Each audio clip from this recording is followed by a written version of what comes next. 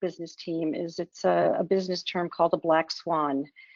Unprecedented event and extremely rare. Let's hope it's extremely rare.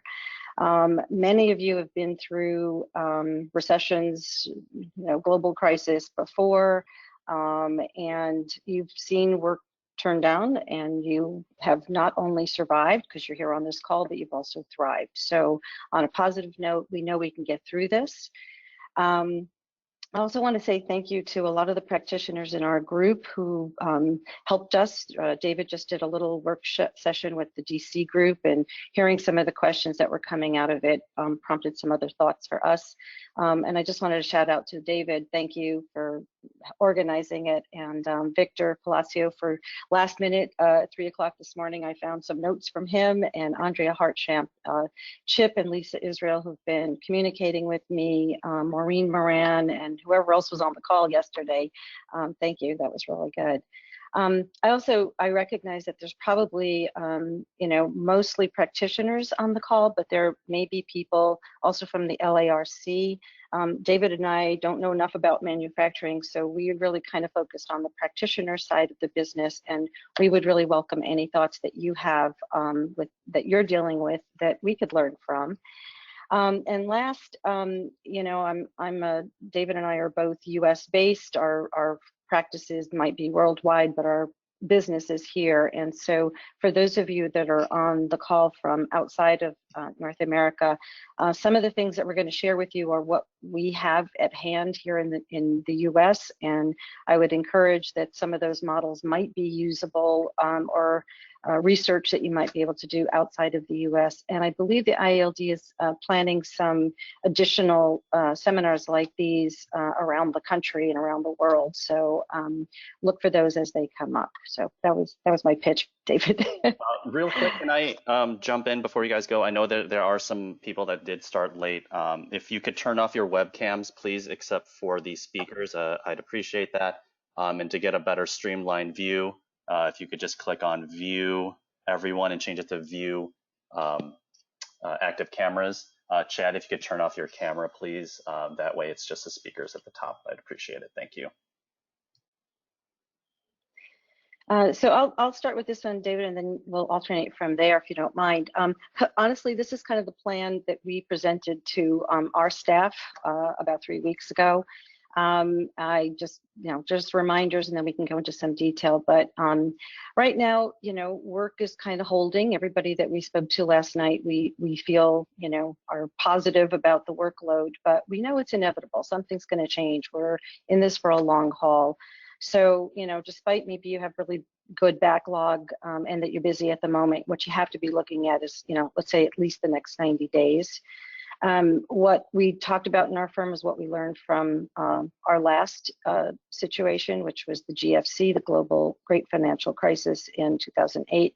What do? You hoard cash. So we're going to talk a lot about that. I think it's important for you as owners, and even for people in the staff who might be joining, overreaction is better than underreaction when faced with a crisis. So, I wish our government did a little bit more faster, but it is what it is. We're a big believer in open book, and so we shared our cost-cutting plans. We had developed an A, a B, and a C plan. We're on A right now, and hopefully we don't have to go too far into B or C. But we shared our concerns. We told our staff, what the financial situation was, and hopefully there won't be any surprises. And frankly, we've engaged them in some decisions. I think the other thing, we have a lot of young principals in our team, and one of the things we wanted to help them with was just counteracting the anxiety. And you do that by planning, and what you do is you plan the things that you can control. So some of the things that we're going to talk about today are that outline. So David, I'll pass it on to you. Great. See if I can get this thing to advance. There we go. So following those lines, and this is about communication. Probably the number one thing you can be doing right now is communicating and sharing with your staff. Barbara just mentioned that. Give your staff the facts and get their opinion and their weigh in on it, whether it's good news or bad news. It could be about project pipeline. It can be about new wins of projects that are coming in during this time, and make sure that you're celebrating those, and that you're frank and honest with them about projects that are going on hold and what your expectation is with those. Similarly, with any of the finances, I know we've been talking within our office not just about where are we currently standing, but what are our opportunities with some of the programs that are coming up, so that everyone's on the same page, and you're both sharing and getting good feedback, but you're also mitigating fear within the office, and that's most of what communication is about. Similarly, reach out to your clients. We've been reaching out about project status. That's probably number one. Understand what they think is going to happen. Most of our architects at this point still think that everything's super sunny and is going to keep going, but we want to try to get some sense of it. We're also doing just some other reach out. Longtime clients that we really cherish the relationship with. I've been sending emails just to say, how's it going? No project question, just how are you coping, right? And make sure that we're a part of their family in that. And we need to advise our clients, tell them what are we doing that is going to ensure that we can be a viable team member. What is our continuity plan in the office? You know, if we're all remote and we've never been before, how does that work? How do we make sure that there's communication and the work is getting done? So we have a lot of tools. You'll see some of that information later on, but make sure it's, again, about communication. I think Barbara did this. I think my office, we did this probably within early days of hearing of this pandemic leaving China and kind of going to the rest of the world. Is I called my bank. I said, look, I've maintained a credit line. It's got a zero balance. What are my concerns? Can I raise it? What are the opportunities? Just to make sure you have cash available.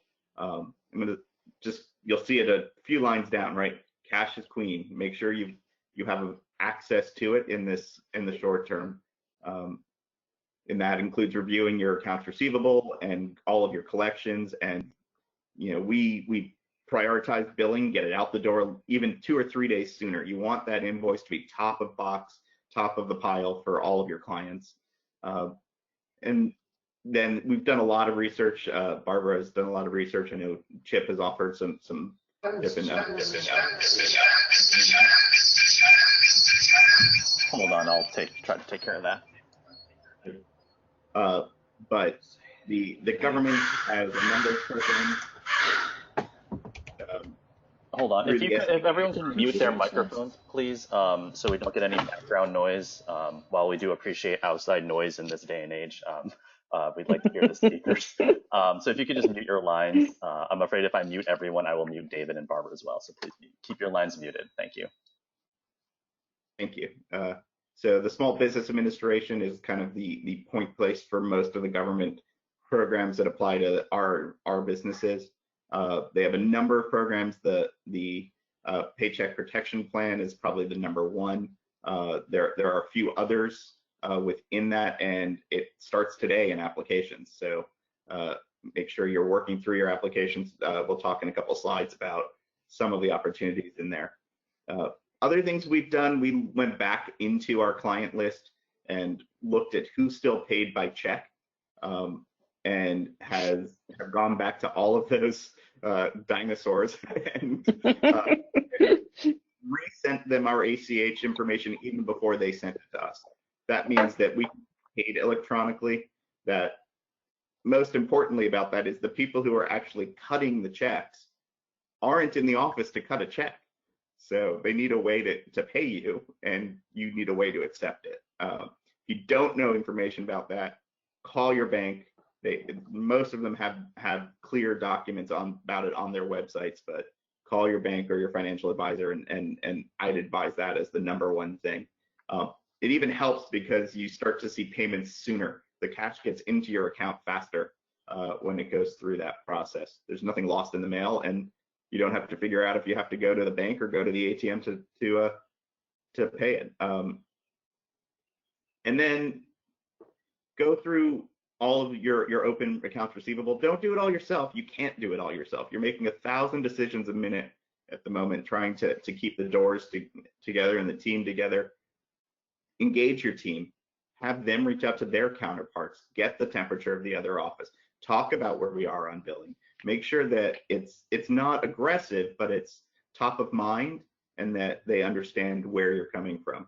The next one is tough for me because I am my own landlord, but you know, but ask your landlord. If you have multiple offices, Barbara's team, she's talked about it as 7 physical offices, and how do you go through and look at short-term expenditures relative to things. And it never hurts to ask. The worst you're going to get is a no, and that's not so bad right now. And then look at where your creditors or where your cash is on a monthly basis. One thing, Amex has offered opportunities to limit interest. There are some requirements about that. A lot of the Amex business cards, some of the other credit cards are doing that. And start to look at things like maybe you just pay the minimum instead of paying it off if you're used to paying it off every month. And just, again, cash is queen. Keep it in hand. So that's really about communicate. Talk to your staff, talk to your clients, talk to your banks and your creditors. Make sure you have open lines of communication. Barbara, I'm going to pass the next slide for you. Okay, thanks, David. So I think the important thing I talked about, like really looking at a 3-month plan, because I think we're kind of going to be in that mode right now. So look at that cost management plan. I also really think it's important for your staff to get their billing done. I'm talking about your accounting group. If you have somebody inside or outside, get that out the door as quickly as possible. As David said, get on top of pile. Review your pipeline work, all the pending work that you have, so you can start forecasting out what do you think is going to happen. Honestly, David's right. The architects are still in la la land right now, and there's a few that are saying, oh yeah, that's going to go on hold. But we know that the hospitality, airport, some of those, bigger projects we're already seeing it. I think it's really important you forecast your cash flow out. So if you can defer some payments or, get that credit line going, start looking at what the next 3 months look like.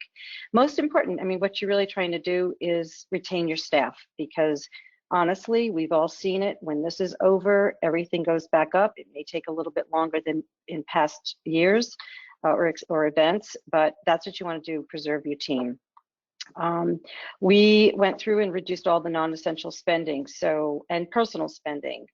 Stipends that we had for education and, things that were not going to hurt anybody if it got suspended. So we did that right away, and I think everybody really appreciated and understand why we were doing it. What is the one thing we all hate to do is our timesheets, right? So do the timesheets, get everybody get their timesheets daily so you can get ahead of billing, because when you get the call that says this project's going on hold, the first thing they're going to want to ask you is, give me an invoice. So make sure your staff is really on top of it and they understand the importance of it. We just paused everything that we could live without. We were in the middle of our San Francisco office moving. We worked out a deal with our current landlord to stay there another month or two, see how we can get through all of that, paused on all of our TI work and stuff like that. And as David said, look at the cash balance. Cash is queen. Did we say that before? Cash is queen, hoard the cash. And I'm a big fan of getting the staff, and I don't mean just accounting staff, but your designers. They're frontline in this war. Get them talking to their clients, their counterparts, get them talking about their families and what's going on emotionally. It's not just about work, but getting a really good sense of what's happening. I think that goes a long way. I think we made a decision to postpone any non-essential new hires, just to see how all this falls out and preserve what we have. And if you do have to make cuts or reductions at some point, really retain the high performers, the essential team, because when the upturn comes, you need to be ready for that. Thanks, David. So we call this slide secure. This is kind of the U.S. the CARES Act that was passed by Congress, and this is very focused on North America, or specifically the U.S.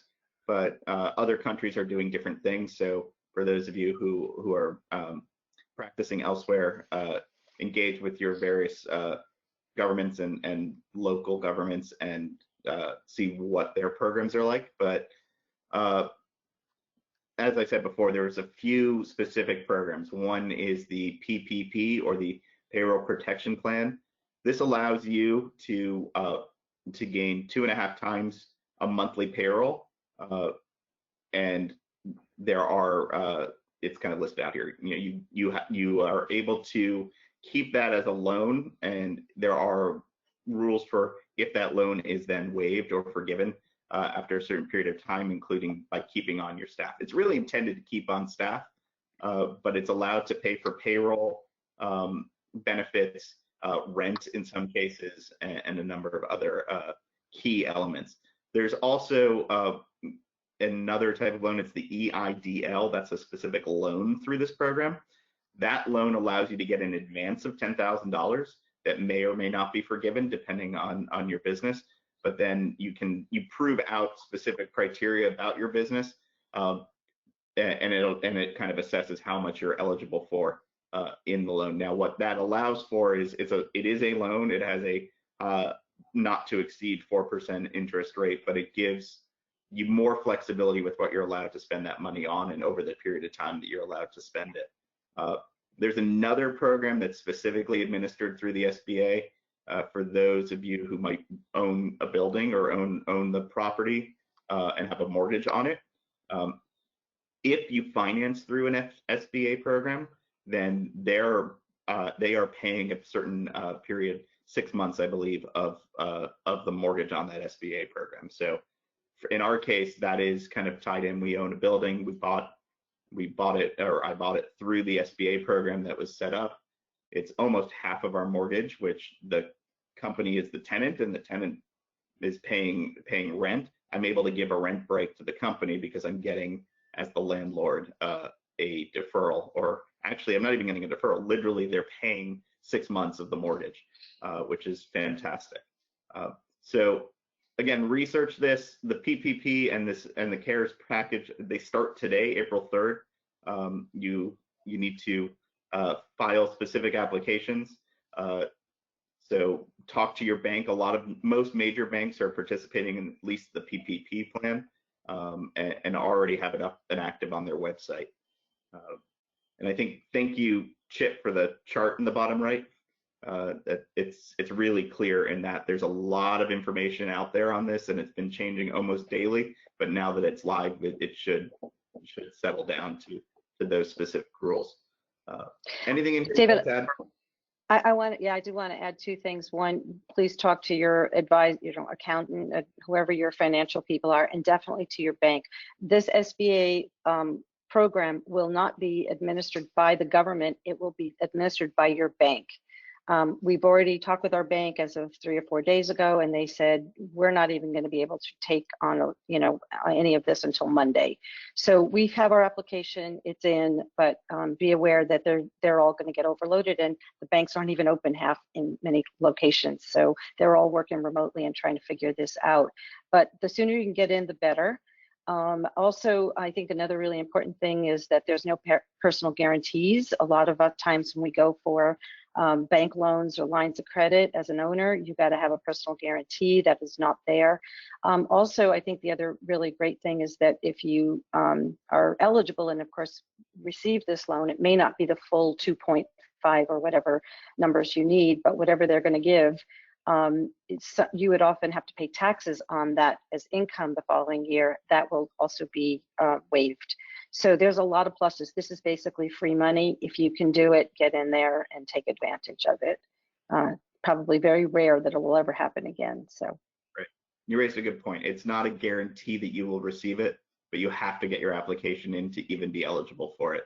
And it seems to be that banks are going to be distributed a certain amount, and they're going to be administered through the bank. So if your bank runs out of financing, you can go to other banks, but it's incentive to get your application in soon and make sure you're communicating directly with your bankers or your institution about it. Mm-hmm. And my CFO said that basically it's a really simple application. You check the box saying, I need the money. They made it as simple as possible. And if you're working with your bank already, they already have your data. So they might need a couple of updated pieces of information. So it's really easy.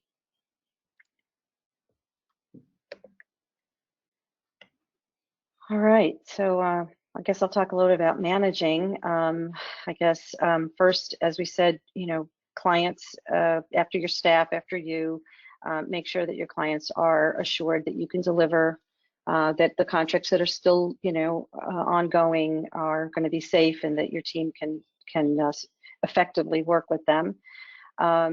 We're still talking with our staff, weekly, honestly. The principals are talking every 2 days, because every time something changes, we want to, retune it. For those of you who haven't been sort of remote ready with your IT, I would say get as much out there as you can, as quickly as you can. If individuals have, the limit on their internet, pay for an extra whatever bytes one needs in order to be able to do BIM and those big modeling and computing things. I don't know, so far it's been working okay. We're all working from home and have no failures, so I'm pretty pleased with that. We're all using video. We've been doing it for a number of years now. I know it takes up a lot of bandwidth, so if your kids get home and they, want to do videos and games and things like that, you might want to shut them down. We've had that a few times. But that video is important, as you can see here. I mean, unfortunately, we can't see all of you, but you're seeing us. But especially in the situation where we're so isolated, that's really important, not just with your team, but with your clients.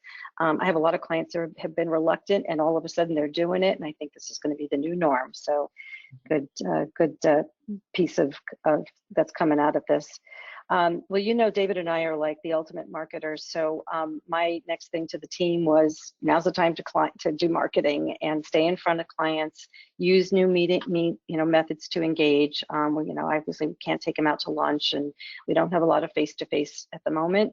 But if you're doing any kind of presentations on your firm or AIA, CEU credits, we're doing them all on web. And it's not as satisfying, but at least, we're getting the education out there.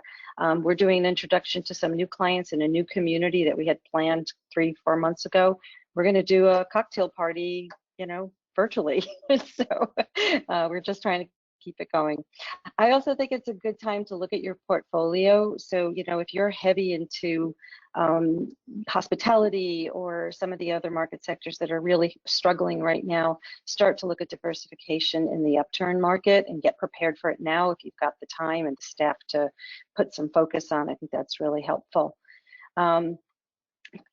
Protect the staff. If clients are starting to demand us on site, which they are, we've just said it's our policy that we have to protect the staff, and if the conversation ends, but we're finding other ways of doing a punch list. Maybe there's somebody like the contractor on site. We're doing some, video presentations that way. I think, David, you said you were doing some aiming or scene setting, right, for some controls. With controls, and so far it's worked okay. I would just add to that particular point, it's important for your staff to know that you've got their back, so that you're out there saying, we're making this decision, we're keeping you healthy, and we'll find a way. And when everything's back and everything's normal, we'll be back on site and get it perfect. But a hotel with 4% occupancy right now doesn't need the lobby scenes to be perfect. Right. Yeah. So put it in perspective. I think it's also important to take care of, this is actually Victor pinged this to us this morning, emotional well-being. If you're the leader of your group or, one of the leaders of your group, try to hold it together, be empathetic to your team. These situations are all new for team members who have children and have to work, maybe 11 o'clock at night because their kids have to go to bed. Be flexible, be nimble, and be a remote leader. I know that's hard, but if any of you ever read the book, A Year Without Pants, it's a great introduction to how do you lead remotely with, your group. So I highly recommend the book. Yeah.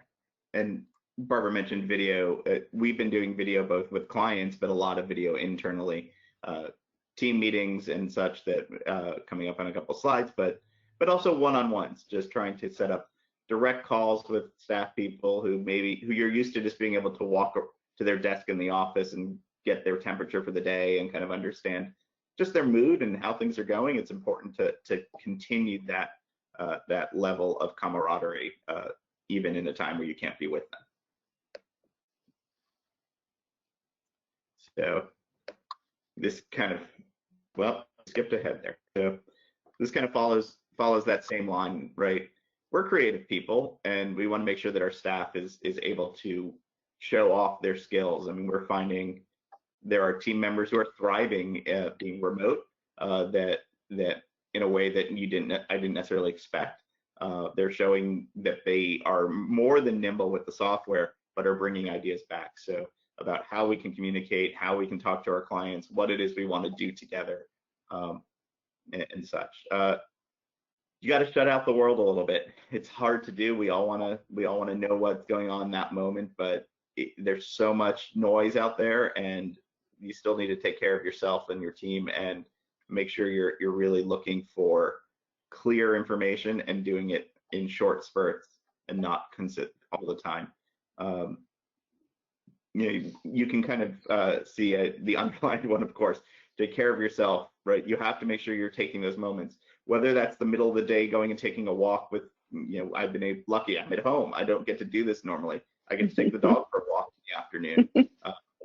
So that gets me away from a desk that maybe isn't the most comfortable desk anyway, and I'm able to take a moment to breathe.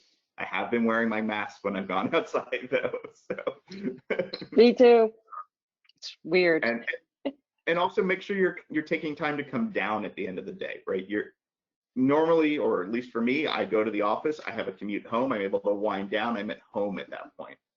I may still answer some emails or whatnot, but now that it's so easy to just be in the other room working, you need to take time to stop the day, whether that's doing some yoga or watching a certain program or whatever. Find time for yourself. And that can be through webinars and stress management. There's a lot of information out there, both what to do for you as a leader and how to manage down and manage your team through that. We've been doing a lot of check-ins, like I said, and just other exercises. You can see my team on the right there. We're starting a process. We've done a few of these just 15-minute morning check-ins with the team. They have no agenda. It's a way for the team to all kind of laugh and share a few thoughts and just kind of get set right for the day. But we're also doing more distinct ones. We've done a few happy hours. We're doing a second happy hour actually tonight, where some member of the team is doing a museum tour for the rest of the group. So Google has these amazing museum virtual tours. And everybody gets a cocktail. Somebody who it means something to them, that particular museum, gets to show off things that are important to them. But that could just as easily be watching a movie together through the Netflix stuff, or just having a cocktail hour. Those things that bring the team together and keep the team together are vital at this time. Mm-hmm. We created a win wall because we use Teams internally, and whenever there's something to celebrate, we put it on the win wall. And it could be a new project, it could be somebody's birthday, we don't really care what it is, but just something that gives us a little uplift, because you hear more and more, this project's on hold and this project's on hold. That devastates the team. And so we're really trying to find things that we can all celebrate. Yeah. And I love the insight. We start to learn what everybody's living rooms and home offices like. So. Yeah, I think it's sort of made us human again in some way, because not even just us, but even with clients, you see the fun stuff behind them, and their kids pop into the video, into the screen, and their dog, and it's just awesome. So I think there's a lot of good things that are going to come out of this. All right, so this is something we like to do. We call it the human bar chart. I don't know if you guys have ever done that, but when we are making a decision or we want to get a pulse on it, if we're all in the room together, we put, have a 0 to 10 and people line up where they think they're comfortable in the decision or the thinking. And so we didn't know how to do that virtually. So one of our consultants came up with this little chart, and we wanted to share it with you. And we thought if you guys wanted to take a look at it, you can see where the baseline and then +1, +2, +3. You can have 0.25, by the way, plus or minus. But if you are somewhere in this scale, just I don't know, I guess message it in with your number or the word that feels good to you if you're more of a word person. We do find that some of our staff members get stressed out by having to come up with a feeling word, but if they put in a number, they're okay. So we thought this chart was good. I'm going to just tell you that this is what our 3rd week, maybe 4th week in thinking about all of this and really acting on it. I don't have a word that's in this list, but I would put myself on the slightly above the 0 line at maybe 0.5. I feel grounded, maybe because we've planned a lot and we've been talking to the staff and things are moving. And, I'm kind of just bracing for what's going to come in the next month, because I think this is going to be an interesting ride. So that's my word, grounded. David, how about you? Do you have a feeling word or a number? I'm probably in that just north of the baseline, so in that half point or something like that in the positive. I think cautious is probably my word. It's just I'm just trying to really make smart choices and hope for the best, and well, we have a little crystal ball idea coming up in a bit, but just trying to forecast out where this is going to swing back up and when and in what that's going to mean, because it's going to be a whole new world. Great. So Joe, I don't know if you can take a look at if anybody's texted in a thought. We can take a look at it now, or we can look at it after. We can just wrap up and take some questions. Yeah, we can look at it after. If everyone wants to submit just a name, a number, or a feeling in the chat, yep. Go ahead and do that. I'll read it, but right now no one's has submitted. But feel free, attendees, to go ahead and do that. Okay, good. In my office, now we're reaching on that 3rd week of all working remotely, and consensus was cautiously optimistic, whatever. But it was a thing to huddle around and think about. So David, do you want to go on to the next one? Yeah, so, well, I mean, I'm going to let you talk about this. Okay, yeah. So as we're trying to, engage everybody, it's fun to be like the Brady Bunch when we can see all 87 people.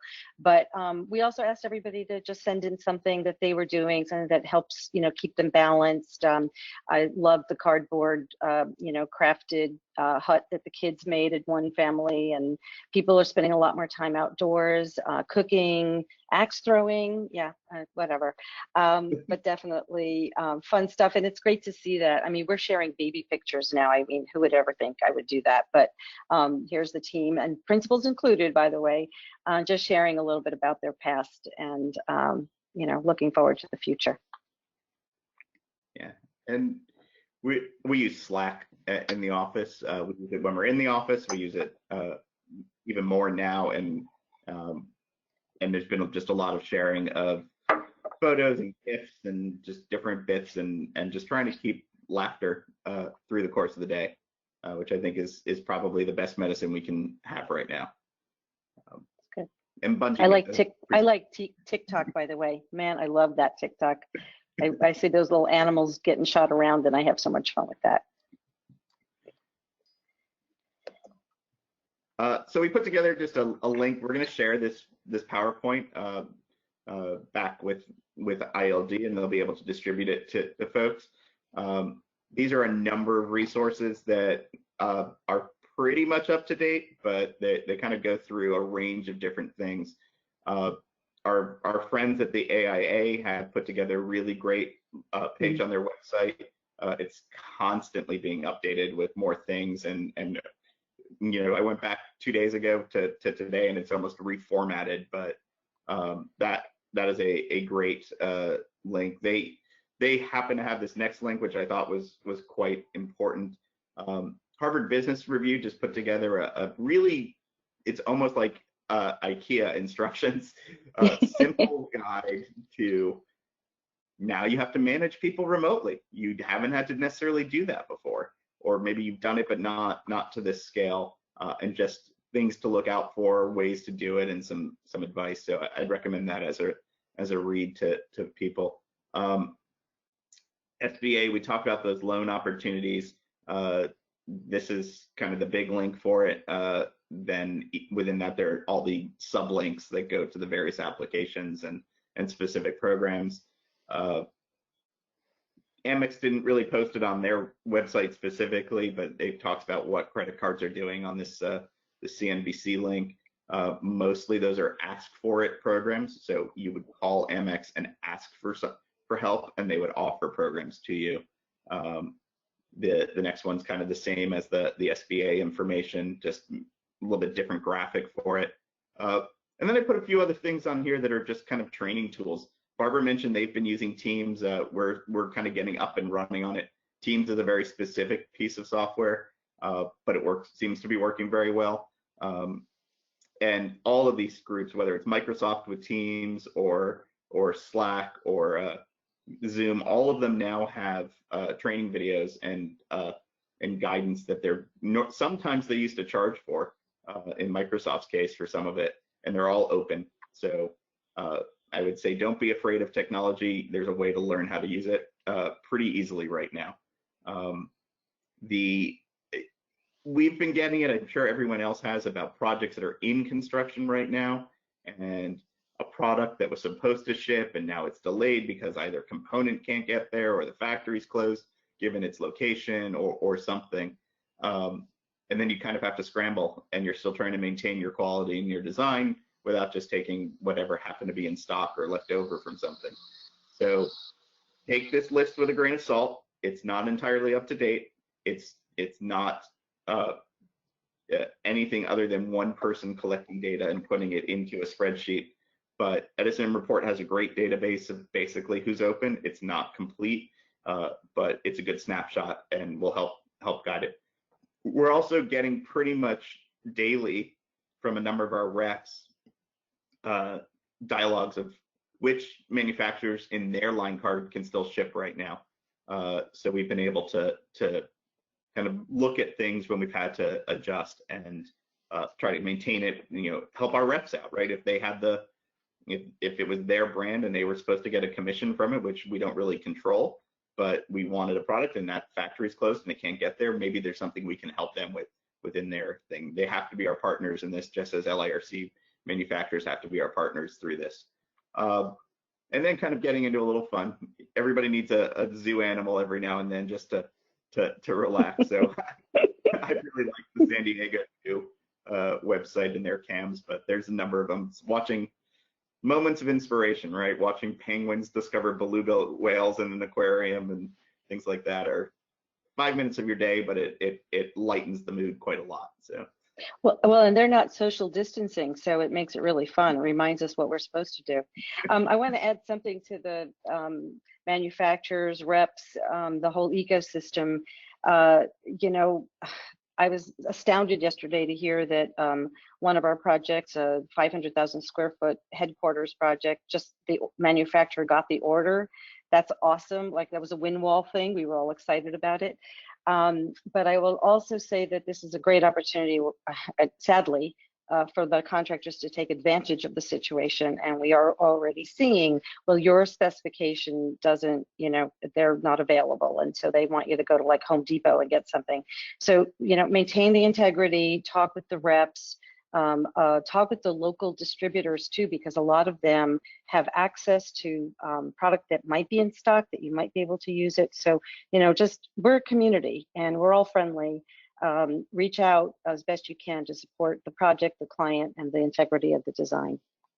Yeah, I got a ping just on this call on Slack from somebody in my office who says we really shouldn't be calling it social distancing.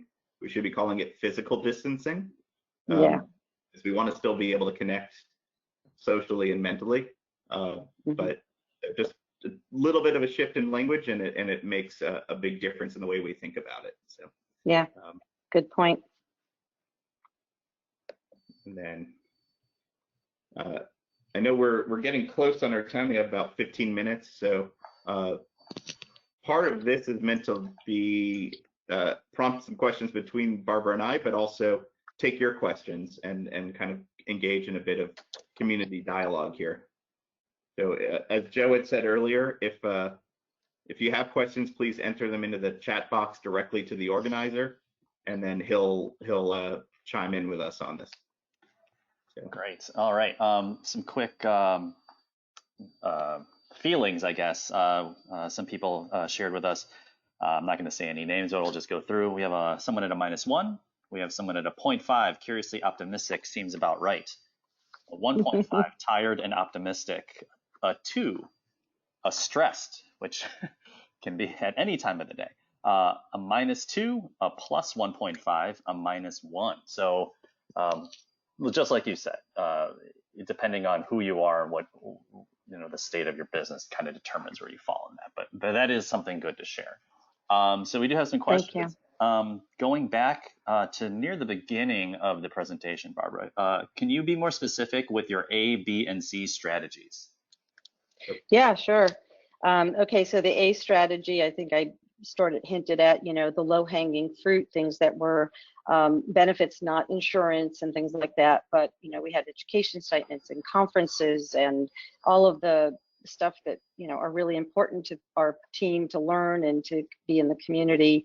A lot of those things, we just said we have to pause that right now, unless there was something that was already in the works, but most conferences had gotten canceled by then.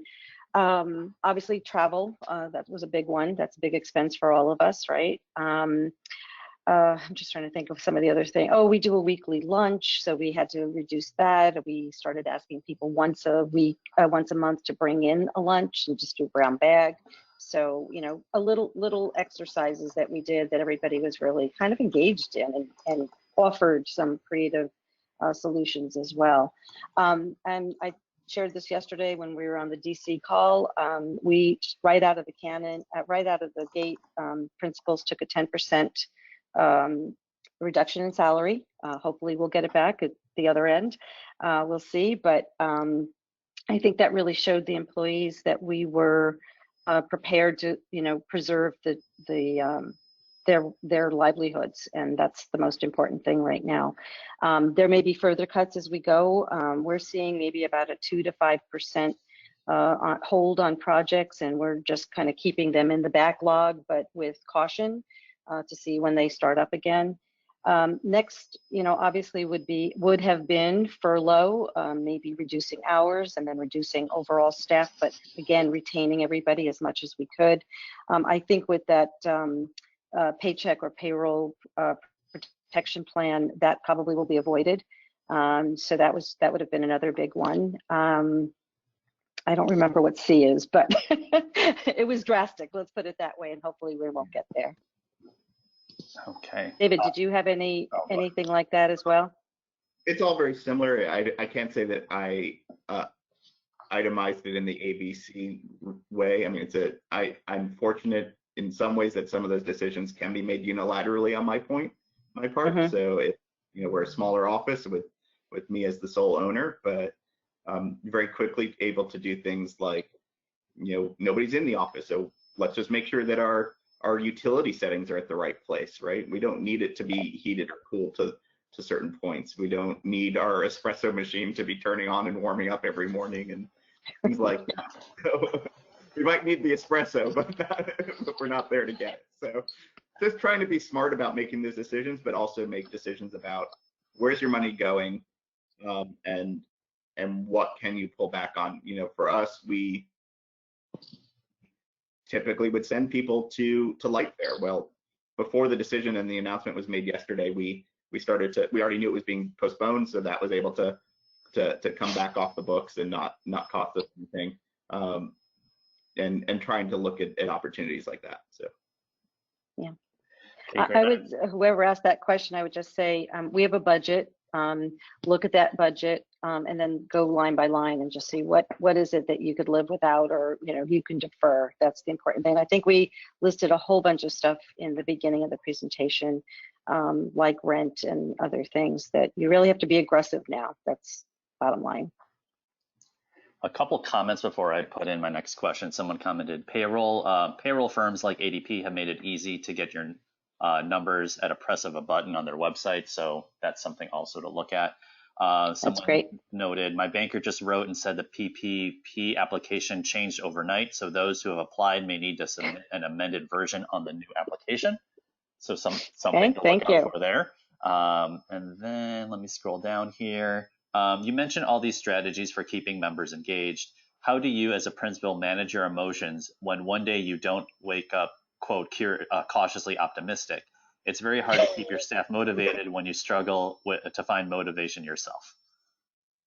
That's a good one. Yesterday I spent 2 hours on an emotional intelligence webinar trying to put that in perspective. But I've been through those things before, and many of you have too. And like I said, we're here, we survived, and quite frankly, we thrived. So I don't think of, even though this is very different and I can't look forward to see what's going on, I'm just I see the glass half full most of the time anyway. So just trying to keep that spirit going. But more importantly, I'm going to be honest with you, and I think we were talking about this last night on the DC call.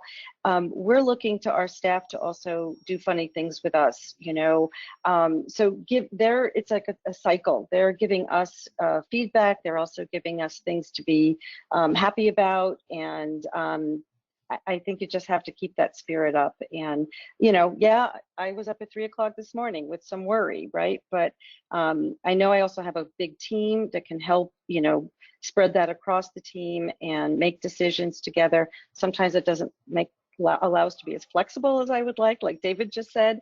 But, I feel like we all have each other's back, and that makes a big difference. And frankly, that's the same with this whole group. I've been on the phone with other lighting designers. We all reach out to each other and help, and I think that honestly gives me a lot of satisfaction and a lot of hope. Yeah, I'd add that staying calm doesn't mean that you're emotionally disconnected. So it's important to take what's coming, take what you find when you wake up in the morning, absorb it, and still put on a calm face about it. But you do need to find time for yourself. You need to find time where you're not in front of your phone or your webcam or whatever it is, and you've gotten up from your desk and you've gone away and completely disconnected, because you need to be able to put this in perspective, right? This is hopefully a 4, 8, 12-month event over what for most of us will be a 40 to 50-year career. So find the perspective in the situation. Great. Another question, a couple more in here. As you do a lot for your staff to keep them optimistic and motivated, do you also experience a higher sick leave rate from staff? Have you, David? Nobody's taken a sick day since this started. Yeah. I mean, so paid time off, people still have those days available to them.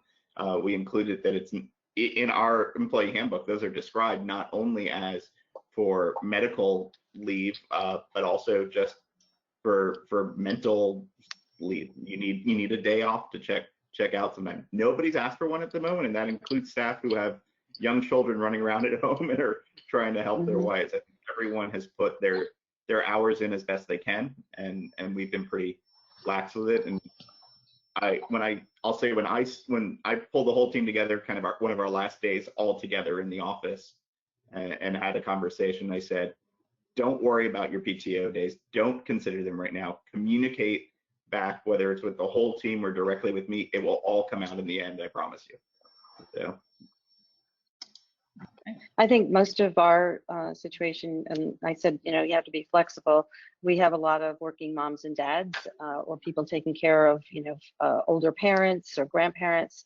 So you just have to be flexible. And listen, we're all professionals, and we don't punch a time clock, even though we're supposed to be doing our timesheets. And so the expectation is you get the job done. And I think the fact that people are coming to us and saying, what else can I do? You know, not just my daily work, but beyond that, you know, you want a reason for being. And, you know, we just sense that with everybody. And that's what I'm saying. You're not alone in this. Even if you're a 2 or 3 person office, reach out to those people and, you know, pull them in. I think Andrea had a really good point last night. You know, she's virtual office. I mean, nobody works in the same physical space except maybe 1 or 2 people. But she never used video before. And now all of a sudden she's on video. She's like, we like this. We're going to do this from now on. So I just think you have to look for all the little things that just make your work day better, your people engaged, you feed off of each other. We don't have the physical contact. We're designing online. I mean, we had a great little work session the other day with a mock-up that was done before we went virtual, and it was just fun to get everybody's opinion about what we can do with this, you know, mock-up that we did. So I just say try to be creative too. Okay, great. Let's make this the last one. If anyone has a question that I didn't get to, I know someone shared a resource link in there. We're going to add that to the presentation when we send it out, and then that way they'll have that link. What was it exactly? Let me take a quick look. It was links to grants, loans, and programs that are available to U.S. domestic programs. They're happy to share it, so I'll add that to the resources page on the presentation. How do you balance being transparent with staff? We have some young staff that hasn't experienced a downturn, and I think that they are happily clueless. So I want to be transparent with plans of action. It's a great, I'm going to start using it. Only we were all that way. So I want to be transparent with plans of action, yet not cause panic and worry that they didn't previously have. This is a great question. David, you want to give it a shot? I'll be thinking. My first reaction is honesty. I mean, you're trying to groom these people into the future business owners and leaders of your company, and if you try to mask it from them, they're going to find something out at some point.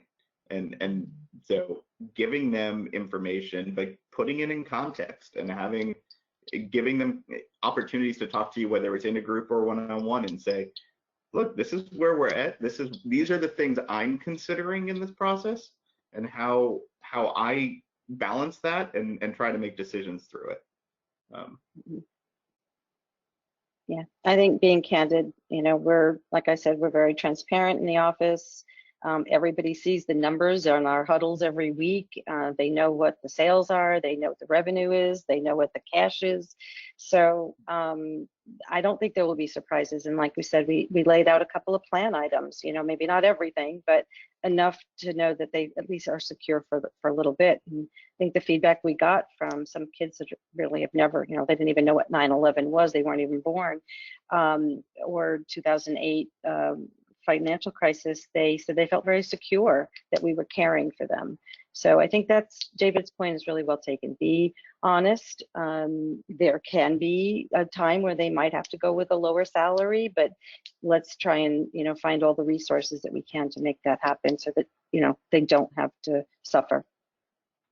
Also, I'll tell you one other thing. We also sent a electronic gift card to everybody on Amazon to, you know, buy a book or get a movie or do something. So, you know, and we were concerned about, oh my God, here we are talking about cutting spending on some of these benefits, but we also knew everybody was working hard, and, you know, that was in the past.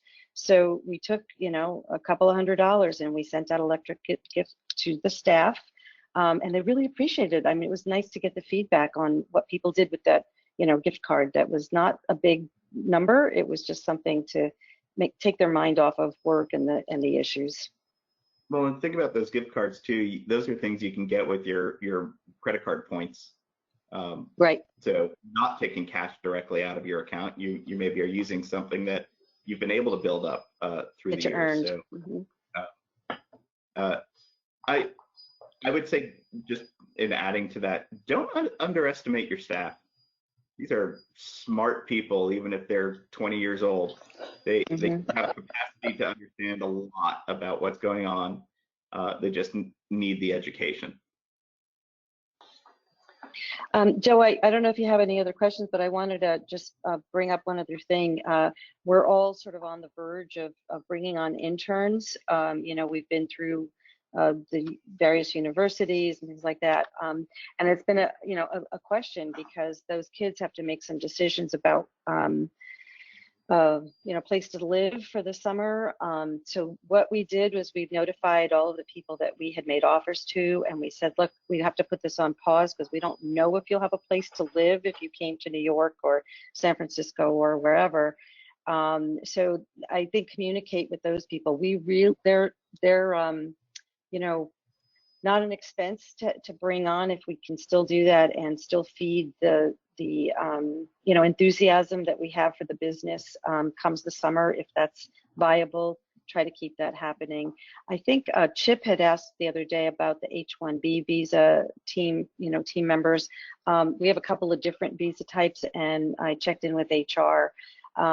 If you reduce their hours to a certain level, below the 40-hour line, they might have to redo their paperwork. So just be careful if you have any employees in the team that are H-1B or other visa types. Check with the labor attorney on that. And I also wanted to know if there are LARC members, because I saw they were on the list yesterday. If you guys have anything that you would like to share with us of what you're experiencing. See. Doesn't look like anyone else is going to share anything right now, but we have also hit our time. So thank you, David. Thank you, Barbara, for putting this together. Thank you for virtually welcoming us into your respective offices. Again, thank you living for the rooms, living rooms, offices, third bedrooms. It kind of depends on how you want to phrase it. Thank you to all the attendees that joined. We know that this was short notice, and we know that that your time is valuable. So we want to make sure that this is cut off at the time that we scheduled. If you do have any questions, feel free to email us at the IALD office. We'll pass those questions along to Dave and Barbara, and they can follow, and we can kind of follow that up for you. Thank you again, everyone. Have a great rest of the day or evening, wherever you are in the world, and we hope to see you next time for our for another virtual session.